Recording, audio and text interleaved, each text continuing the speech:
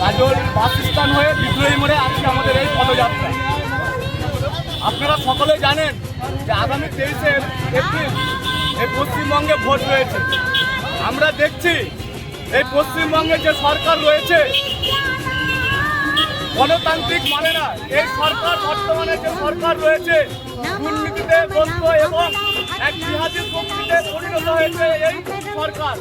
তো আগামী 23শে এপ্রিল এই পদযাত্রা থেকে এই বিদ্যার্থী পরিষদের কার্যকর্তা এবং সাধারণ জনগণ থেকে শুরু করে যুব সমাজ থেকে শুরু করে আমাদের একটাই দাবি থাকবে, এই সরকারকে পরিবর্তন করতে হবে এবং আগামী দিনে রাষ্ট্রবাদী সরকার গঠন করতে হবে।